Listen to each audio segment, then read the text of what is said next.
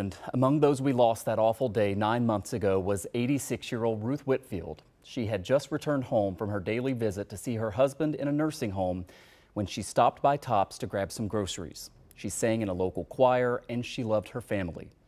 Miss Whitfield's son Garnell joins me now. Sir, we really appreciate you coming in here tonight. And your niece addressed the court today during the victim impact statements, speaking beautifully and painfully on behalf of your family.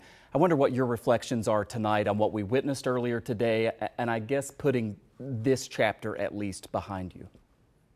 Well, this was a very difficult day for all of the families. Not a day that we've looked forward to, and not a day that's going to bring closure to any of us, because our loved ones are still, not here. And so for me, this was a procedural day. It was something we had to go through. The judge had no discretion in sentencing, even though we were able to address the court and the perpetrator of this crime. There was nothing that we were going to do to influence the outcome of that procedure. So it was a part of the process.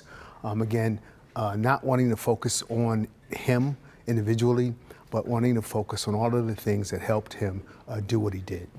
Yeah, you mentioned the judge had no discretion here. It was a mandatory life without the chance of parole because it was, that top charge was an A1 felony, and then also the 10 first-degree murder charges as well. But still, the judge took this opportunity to talk about the bigger picture and what motivated these killings, this racist attack. Did that surprise you, and what was your reaction hearing from the judge? I have to say it was a surprise, but it was one that was very welcome.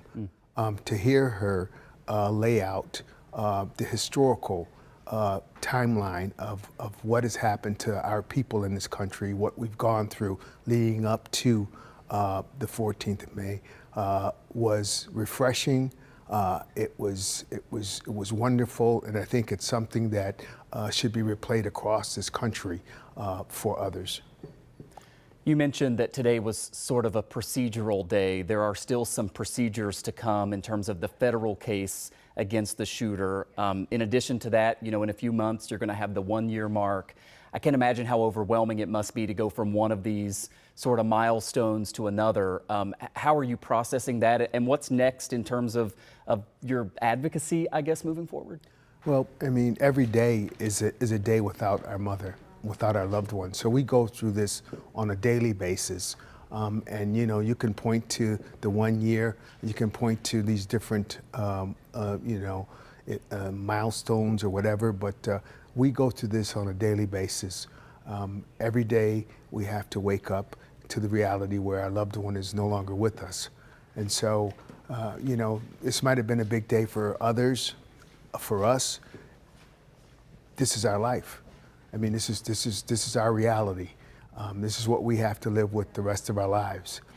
In terms of advocacy, we are committed, our family is committed to fighting against racism, against hate, against white supremacy, and against those forces that would support it. There's a lot of institutional support for white supremacy, the history of this country. We have to have those conversations. We have to have those difficult conversations and invite people to talk about what is our real history. We live in a time where people are taking books off the shelves, denying our history, and it seems like they're ramping up, and we have to be just as intentional in our fight against it. Garnell Whitfield, son of the beautiful Ruth Whitfield. Sir, thank you so much for coming in on what I know has been a busy and extremely difficult day. Thank you. Thank you.